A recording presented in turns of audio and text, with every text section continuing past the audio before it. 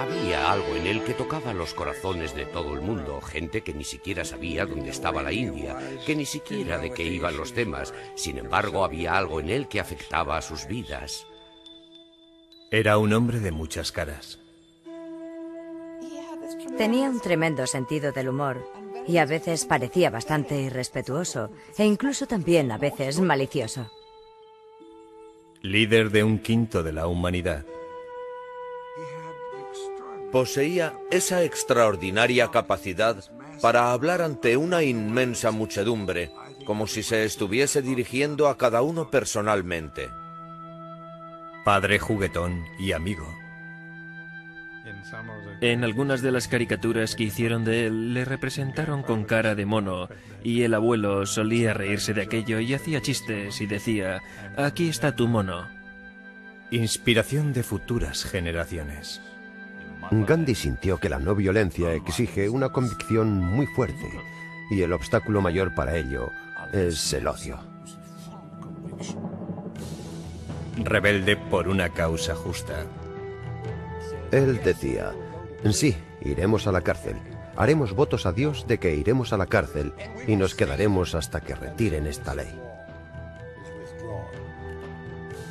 Y un mártir, dispuesto a morir por su país. Él comentaba a un amigo que sabía que moriría a manos de un asesino, y le decía que cuando esto ocurriera, él aceptaría esa bala con valor, con el nombre de Dios en los labios. Y solo entonces creería que era un auténtico Mahatma. Mahatma Gandhi, peregrino de la paz.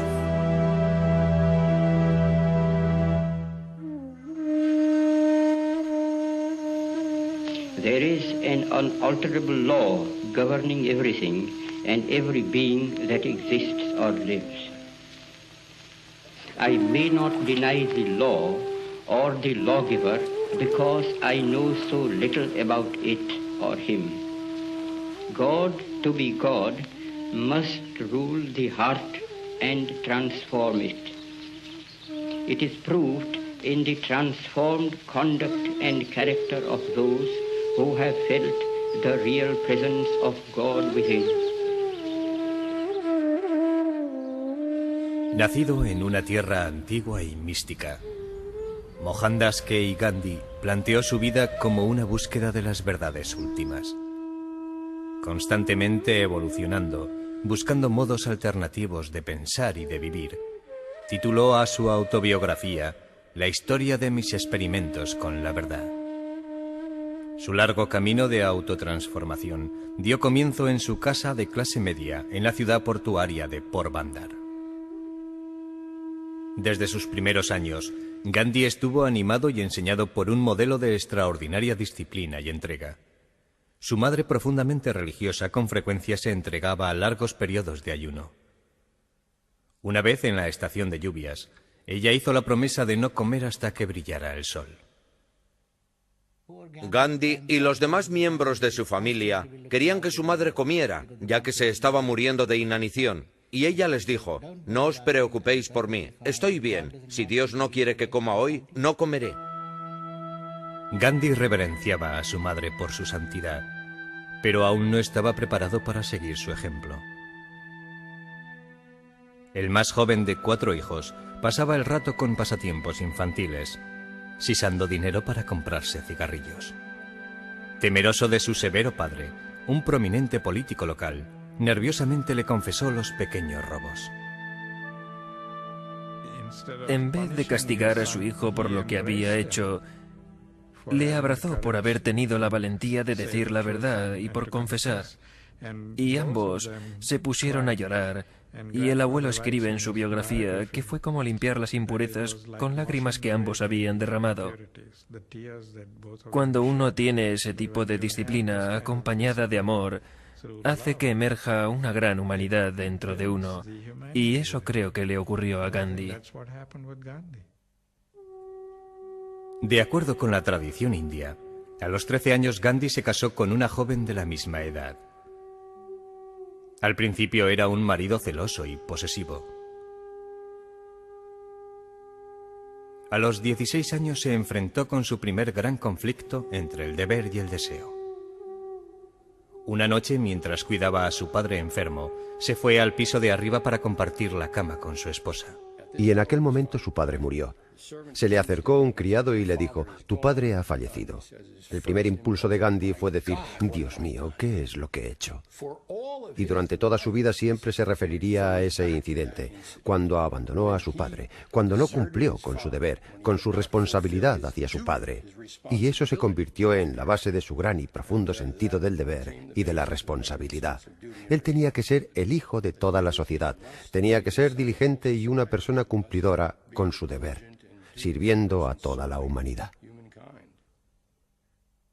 A la edad de 17 años, Gandhi dejó a su esposa y familia y se fue a estudiar leyes a Londres. Tremendamente tímido e ingenuo, a él le pareció que el ruido y la actividad de la gran ciudad eran muy intimidatorios. Él no conocía cosas como, por ejemplo, los ascensores, de modo que entra en un sitio y cree que es una habitación del hotel y de repente ve que la habitación se mueve y se asusta porque empieza a subir y allí está, dentro del ascensor, con las puertas abiertas y sin poder entender nada. Durante algún tiempo, su mayor ambición fue convertirse en un caballero inglés. Llevaba un sombrero de copa y un bastón que tenía el mango de plata. Siguió clases de baile, de violín y de francés.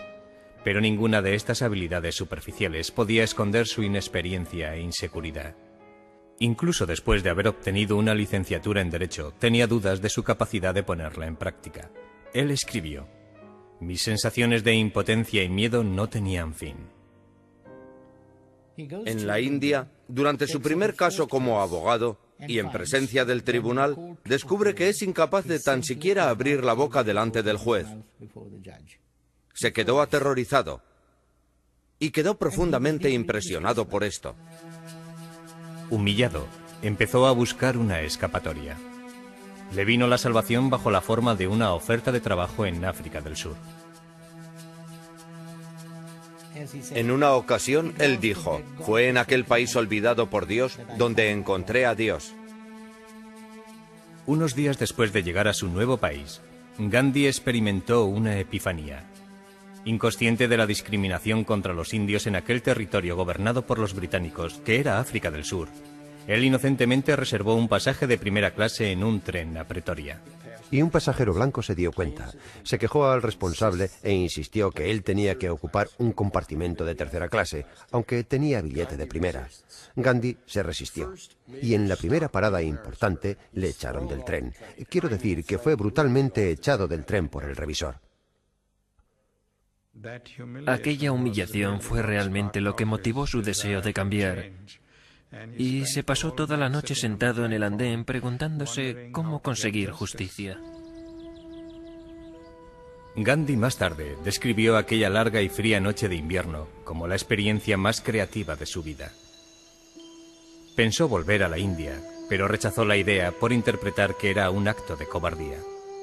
Pensó en aceptar la discriminación, pero todo en su interior le hacía rebelarse al sometimiento que él consideraba era un ataque físico por parte de sus opresores. Y abandonó la idea como algo poco práctico. Solo quedaba una elección: quedarse y resistir. Al día siguiente subió a otro tren. La semana siguiente organizó una reunión de los inmigrantes indios. Con 24 años, las preocupaciones de Gandhi habían crecido, ya fuera de sí, para abrazar una causa mucho mayor. Aquellas cosas le hicieron presentir que él tenía un destino, que debía quedarse y luchar por los derechos de su gente, por los derechos de los oprimidos. Creo que realmente ese fue el principio de Mahatma, donde Mahatma Gandhi realmente empezó a emerger como un Mahatma, un alma grande.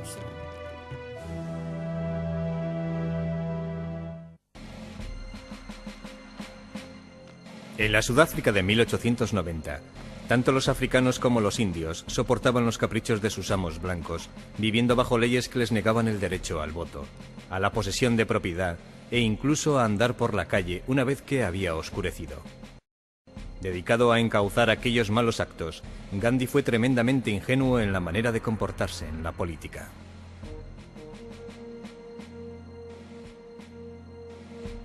Como abogado creía que si nosotros cambiábamos la ley, cambiábamos la conducta humana. De manera que desde 1893 a 1906 se ve en los tribunales obligado a hacer algo. Pero el problema es que los británicos eran mucho más arrogantes todavía. Y si él cambiaba una ley, otra la sustituía, de manera que la discriminación funcionaba de otra manera. Victimizado por los sudafricanos blancos, Gandhi tomó la resolución de actuar como una fuerza unificadora. Empezó a desarrollar las comunidades de gente de diferentes razas y religiones, todos juntos para vivir como iguales. Insistía en tratar a su propia familia, que pronto incluyó a 4 chicos jóvenes, no de diferente manera que a los demás.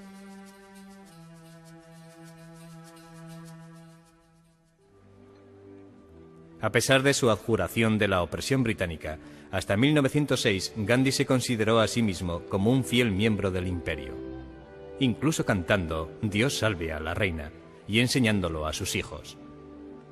Tan leal, de hecho, que cumplió el servicio como camillero para las tropas británicas en la guerra de los Boers y en el levantamiento de los zulúes en 1906.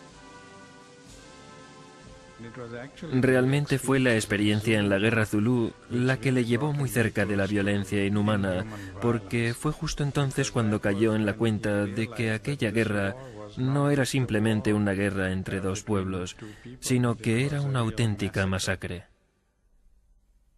Recordaba cómo las armas británicas mataron a los zulúes armados con lanzas. Vio el placer que los soldados sentían al matar, y recogió los cuerpos de los muertos y de los heridos que habían sido abandonados para que muriesen en su agonía. Empieza a pensar que los zulúes son dominados de esa manera por los británicos. ¿Qué es lo que significa la dominación? Cuando piensa en su propia dominación, en su familia, y particularmente de su esposa, él se había casado a los 13 años, y había sido a veces lo que él llamaba un marido cruel, celoso y dominante. Y es fascinante el modo de pensar que le había sugerido la revuelta zulú, al ver cómo los británicos dominaban a los zulúes. Y eso se lo aplica a él mismo. ¿Hasta qué punto yo soy culpable de este tipo de conducta dominadora en mi propio matrimonio y en mi relación con Kasturba?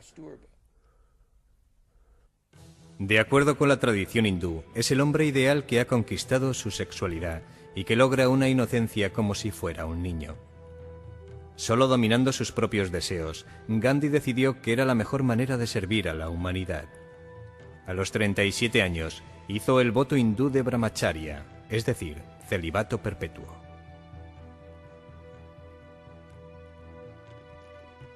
De esta manera era totalmente puro.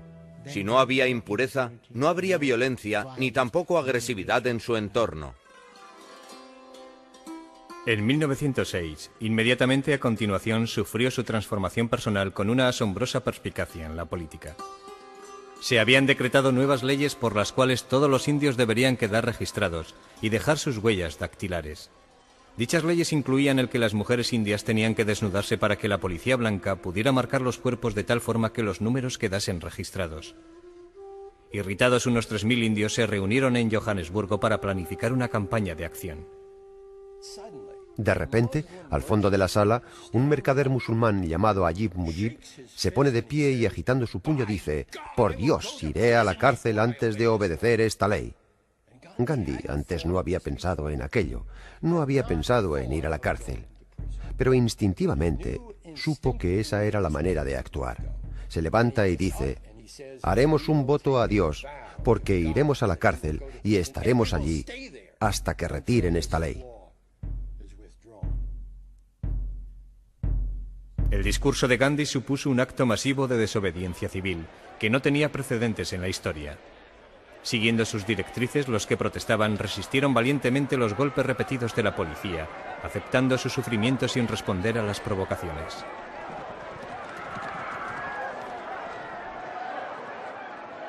Por primera vez en su vida, cayó en la cuenta de que cuando el corazón humano está cerrado, es imposible desarrollar la mente. Es inútil razonar con una persona cuyo corazón está lleno de ira. Si la razón no es suficiente, la violencia no sirve para nada. ¿Qué hacer entonces? En Sudáfrica descubre por primera vez el método de la resistencia no violenta. Te levantas contra tu represor, le dices que no vas a abandonar y también le aseguras de que no vas a responder al daño que te haga. Gandhi acuñó el término satyagraha para describir su concepto revolucionario, una combinación de dos palabras del sánscrito que significan verdad e ir detrás de. El objetivo de la no violencia era tan viejo como la filosofía humana, y lo que Gandhi pretendía era aplicar este ideal a las situaciones políticas concretas. Gandhi consideró que en orden a implantar la auténtica no violencia, lo primero que hay que hacer es poseer el espíritu de reconciliación mutua y desarrollarlo en tu propia mente. Sin eso, ¿cómo puedes apoyar la no violencia auténtica? En 1913, el general Jan Smuts, la marioneta inglesa en Sudáfrica, decretó unas leyes diciendo que los matrimonios hindúes y musulmanes eran inválidos. Y Gandhi aprovechó el momento para crear una revuelta mucho más grande.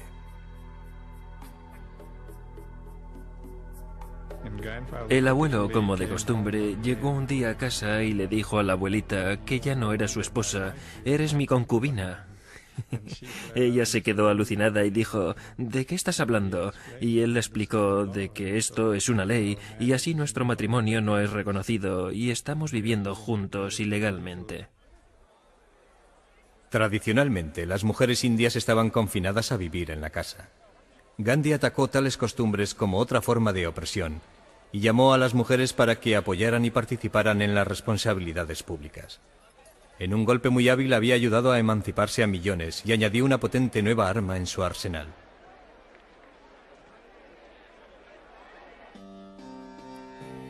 Las leyes referentes al matrimonio originaron una huelga nacional.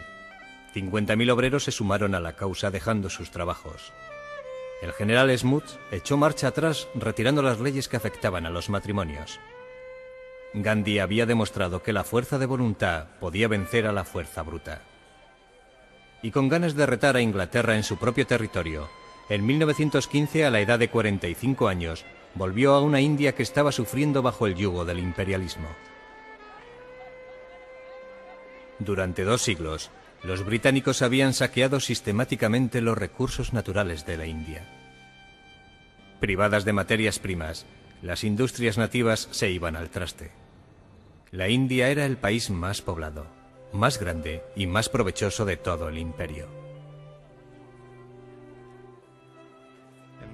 Y cuando ellos llevaron a la India a postrarse en ese estado, cuando nosotros ni siquiera podíamos fabricar un imperdible, no teníamos la capacidad de hacer ni siquiera un imperdible. Eso fue a donde nos habían llevado tras años de explotación.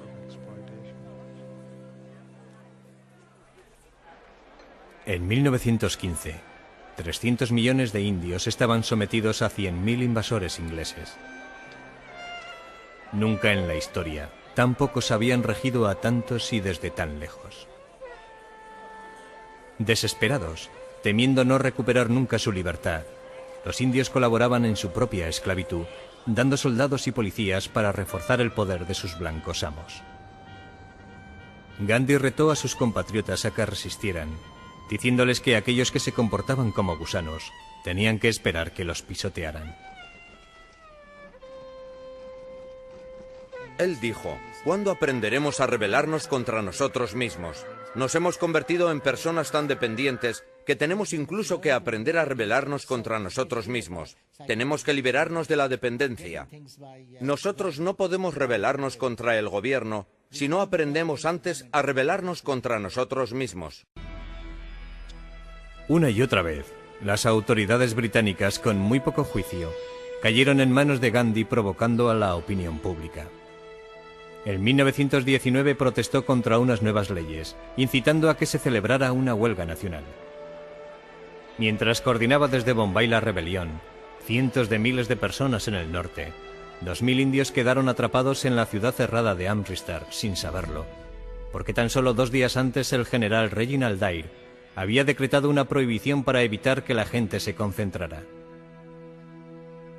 Sin previo aviso, Dyer hizo desfilar a 15 batallones indios dentro de la plaza y les ordenó que abrieran fuego con los rifles y los revólveres. Durante 10 minutos los soldados cortaron el paso a los que habían quedado atrapados contra la muchedumbre aterrorizada, matando a 379 personas e hiriendo a más de 1000. La única razón por la que dejaron de disparar fue que se habían quedado sin municiones. Dijo que si hubieran tenido más municiones, hubieran seguido disparando contra la muchedumbre, disparando a matar contra la gente. Su ambición fue dar una lección a los indios y que no podían desafiar a los británicos saliéndose con la suya. A continuación, Dare decretó un infame documento en el que se decía que los indios tenían 2 posibilidades: postrarse sobre sus barrigas y moverse como gusanos, o enfrentarse con la muerte.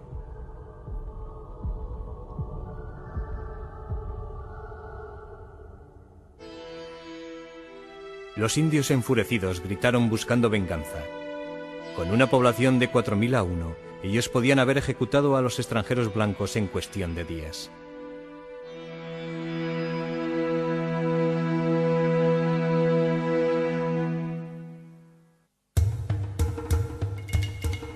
La masacre de Amritsar en 1909 amenazó con acabar en un baño de sangre, tanto entre los británicos como entre los indios que pedían venganza.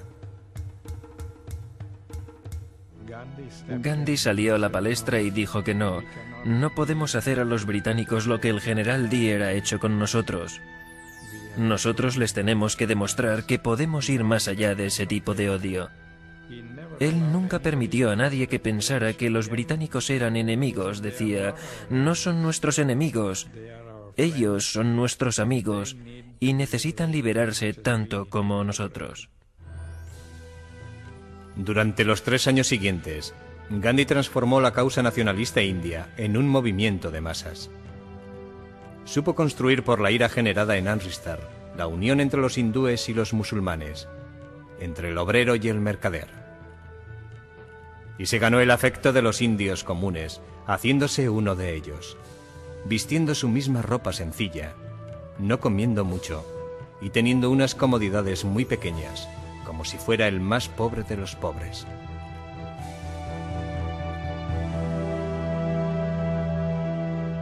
Para promover la autoconfianza, exhortaba a los indios a que se vistieran con el tradicional sari o paño blanco y que lo hilaran ellos mismos.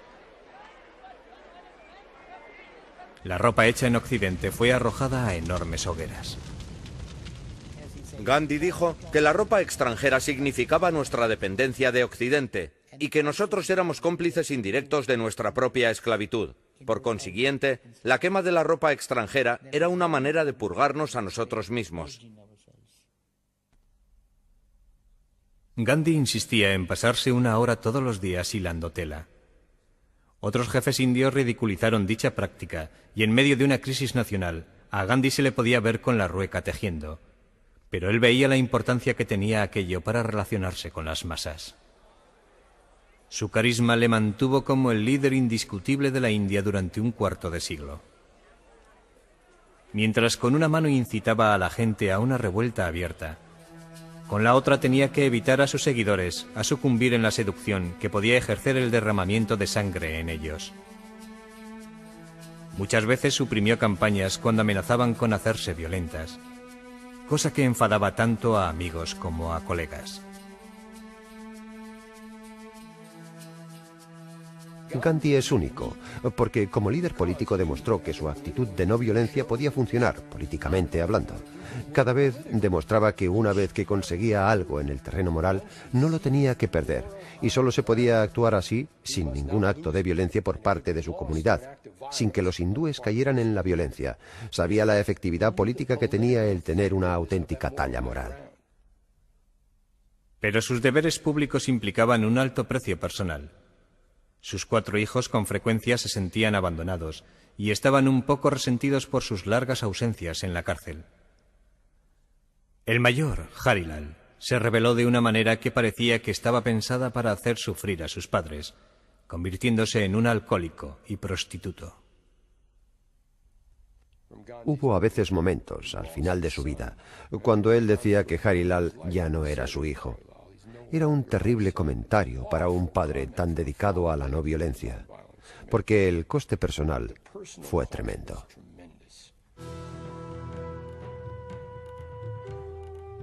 Gandhi sufrió por su hijo, pero ninguna preocupación personal le podía hacer que se olvidara de cumplir su misión de liberar a 300 millones de indios.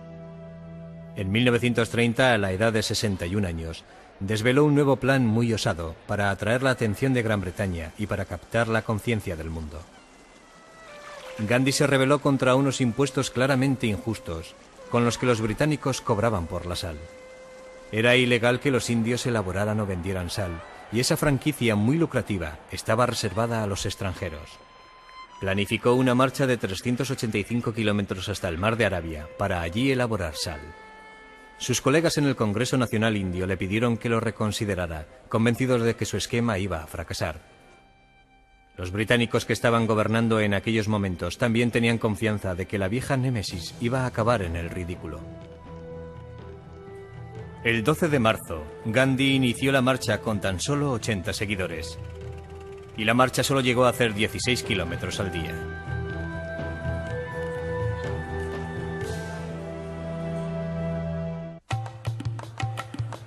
La marcha de Gandhi de 1930 por el tema de la sal despertó un gran interés en toda la población y dio tiempo a que los corresponsales de todo el mundo acudieran a la India para relatar de primera mano aquel espectáculo.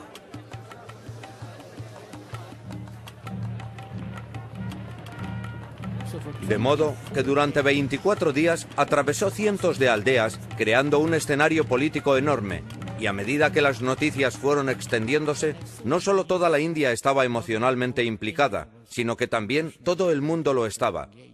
Infinidad de periodistas norteamericanos decían que aquello era realmente increíble.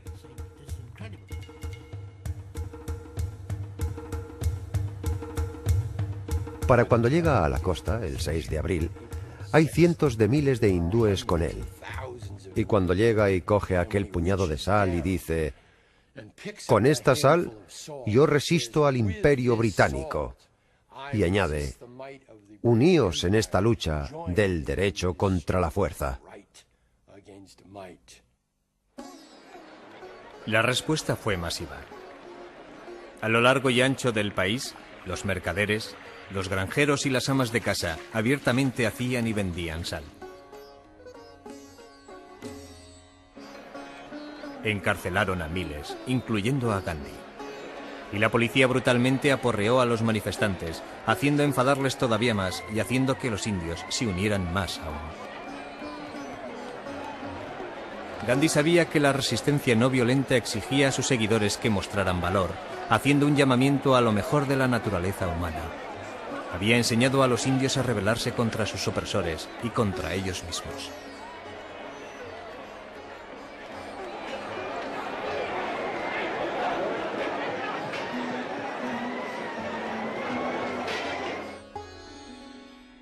Bajo una intensa presión internacional, el virrey Lord Irwin soltó a Gandhi y le invitó a negociar.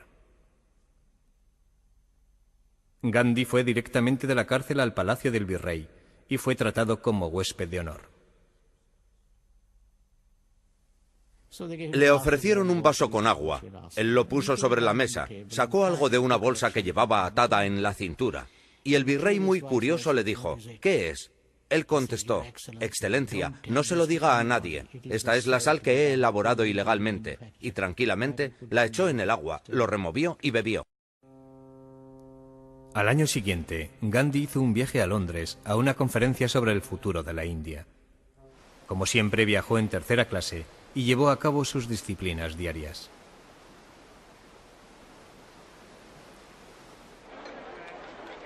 En Londres creó una bonanza de relaciones públicas, permaneciendo con los pobres en la zona este de la ciudad, ganándose el afecto a donde iba.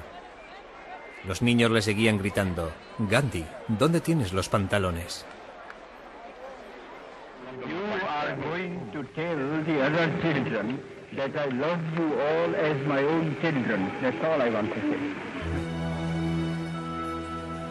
Fue invitado al palacio de Buckingham para tomar el té con los reyes, y fue criticado por aparecer delante del rey con un trapo que cubría los riñones. Gandhi dijo: ya llevaba el rey lo suficiente para los dos. De vuelta a la India, siguió expandiendo su mensaje a través de la oración diaria y de los mítines. I am going to request the father of our nation, the apostle of love and truth and non-violence, to give us his benediction. It is complete independence that we want.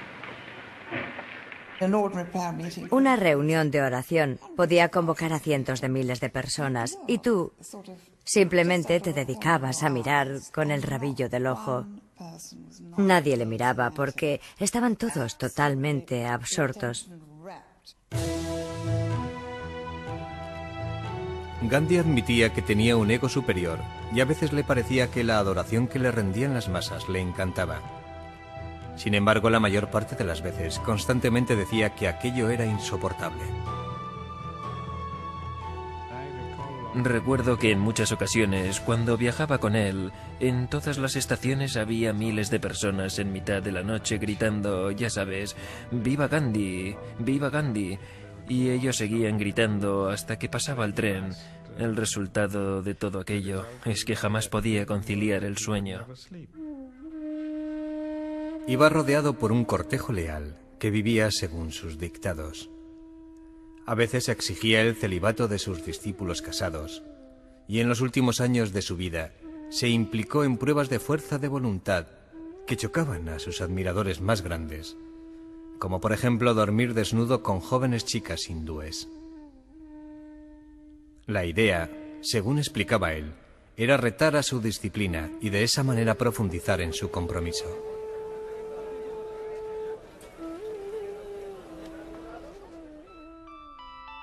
Para los indios casi era una deidad. Para la Gran Bretaña imperial, el enemigo.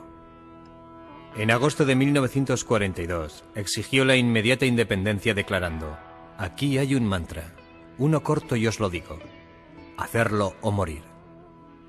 Nosotros libertaremos a la India o moriremos en el intento.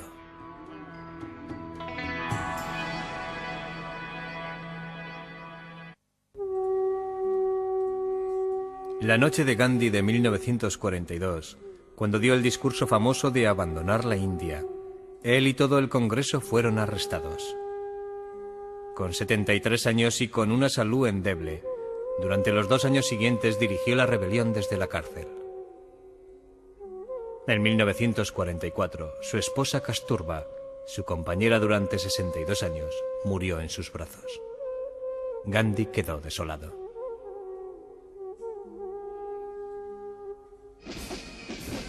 Un año más tarde, una Gran Bretaña exhausta admitió que ya no tenía los recursos para gobernar la India.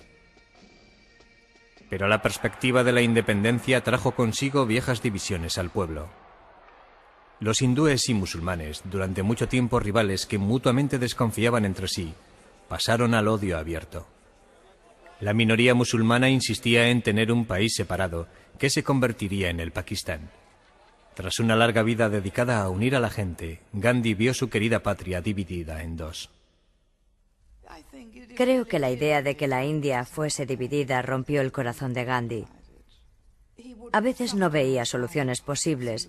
Su corazón sabía que aquello era lo correcto, pero el mundo con frecuencia no permite que lo justo suceda. Mantuvo la fe en sus principios y pidió a los demás que hicieran lo mismo. Incluso cuando se detuvieron las negociaciones con el virrey, Lord Mountbatten, mantuvo su vieja disciplina del silencio un día a la semana. Mi padre empezó a considerarle como a un santo, pero era alguien que te podía exasperar a la hora de hacer un trato. Fue en aquel momento de crisis cuando mi padre le pidió que acudiera para comentar cosas y estaba totalmente desesperado. La expresión de mi padre cuando Gandhi entró en la habitación con su dedo en los labios fue: «Oh, no, no puede ser el día del silencio».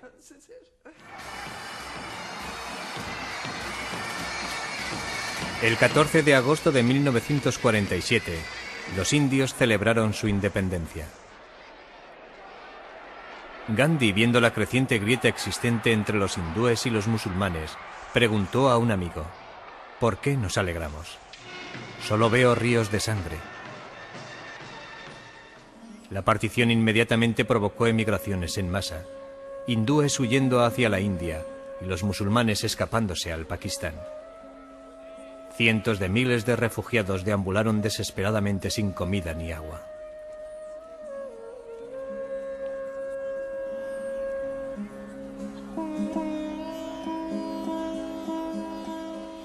Devastadas por las privaciones y rotas por antiguas animosidades, las dos grandes religiones irrumpieron en una masacre mutua. Ambos lados estaban actuando tanto por miedo como por ira. Recuerdo que estaba yo en un andén cuando no había nadie en el tren, pero salía la sangre por las puertas a medida que las abrían. Aquello parecía una carnicería, si no fuera porque aquella carne tenía trozos de ropa encima. Llegaron a perecer 500.000 de personas. El horror de Gandhi por tanta carnicería fue potenciado por el complejo de culpa que él sentía.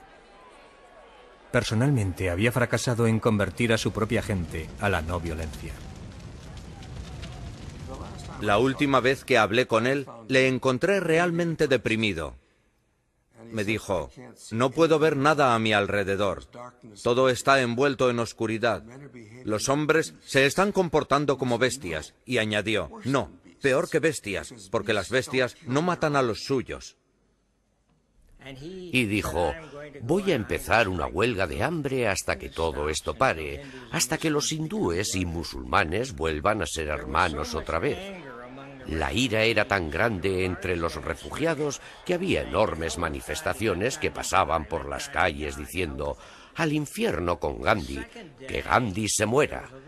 Y al segundo día hubo una contramanifestación muy tímida.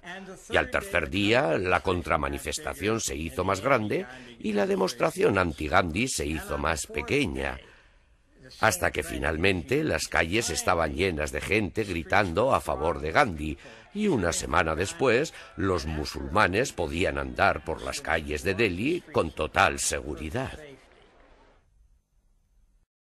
La huelga de hambre de Gandhi rescató a Nueva Delhi. Pero en la frontera de la India con el Pakistán se libraba una guerra civil. Él se embarcó en una peregrinación de paz hacia aquella zona rota por el odio, yendo descalzo de aldea en aldea. Aldeas que habían sido saqueadas, soportando a las muchedumbres airadas, aguantando las espinas que eran arrojadas a su paso, levantándose a las 4 de la mañana para luchar contra la creciente ola de miedo y de muertes.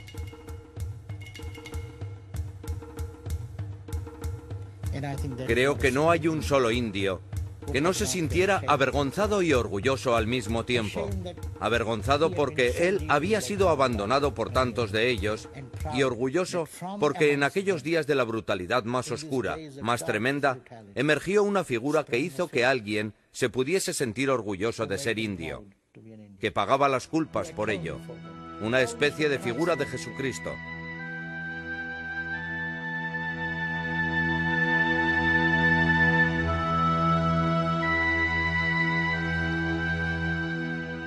Eso fue cuando Gandhi dijo, no hay más que violencia a mi alrededor. Toda mi vida ha sido un fracaso y mi muerte ha de lograr lo que mi vida no ha conseguido. Deliberadamente, iba sin protección alguna en las situaciones más comprometidas. Incluso dijo a un amigo, moriré a manos de un asesino. Y cuando eso ocurra, y acepte yo esa bala con valor, con el nombre de Dios en mis labios, solo entonces creeré que fui un auténtico Mahatma. El 30 de enero de 1948, Gandhi, con 78 años de edad, iba hacia su oración diaria en el jardín del edificio Birla, en Nueva Delhi. De entre la muchedumbre salió un joven hindú. Se inclinó hacia Gandhi y le disparó 3 veces. Justo antes de morir, Gandhi murmuró Rama, que es la palabra india para Dios. El impacto fue tan tremendo que recuerdo que me salieron las lágrimas. Solo le había visto media docena de veces. Pero el impacto, el magnetismo de la persona era tan enorme que uno podía sentir una profunda impresión, como si el padre de uno mismo hubiera muerto. Y todo el mundo en la India sintió lo mismo. Hubo un mar de gente alrededor de la casa, y uno de mis recuerdos más vivos fue ver a Pandit Nehru allí de pie junto a la pequeña pared de piedra llorando, diciendo que el padre de nuestra patria ha muerto y rompiendo a llorar en lágrimas. La pena y el impacto de su asesinato sacó a la India del borde del precipicio de la locura. Cesó la violencia de la noche a la mañana. 1 millón de personas fueron a Delhi para el darshan, la bendición de estar cerca de él. Durante toda la noche, la gente vino a pie y en carretas tiradas por bueyes, en bicicletas, en coches viejos, autobuses o colgadas de los trenes. Y un mar de humanidad siguió la pista de aquel pequeño gran hombre.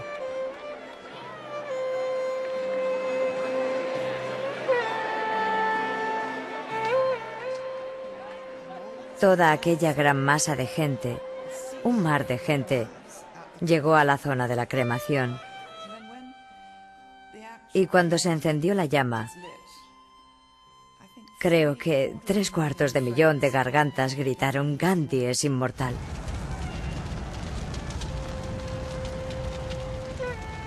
El legado de Gandhi fue la vida que llevó. Una vida que estaba destinada a encontrar una sola pasión, un solo principio, el principio de la no violencia. La revolución de la no violencia había liberado a la India y en los 50 años siguientes ha transformado el mundo. Como más tarde Martin Luther King llegó a afirmar, Cristo me dio el mensaje y Gandhi me proporcionó el método. Sus cenizas fueron llevadas en un tren especial de tercera clase al océano y allí fueron arrojadas entre las olas por un alma que jamás perdió su fe en Dios ni en el hombre.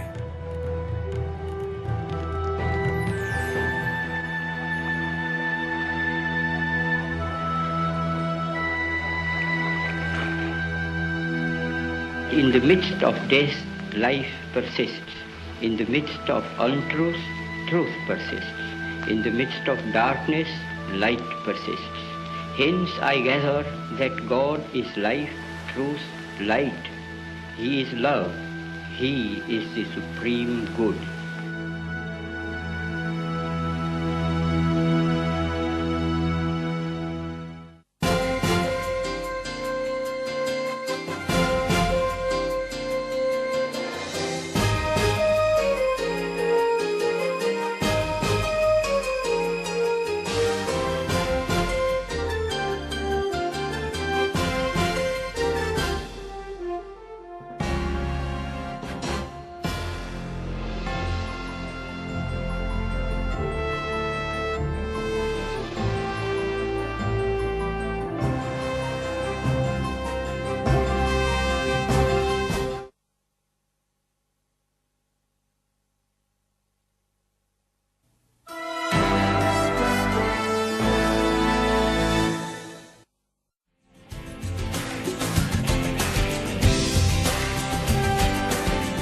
Canal de Historia.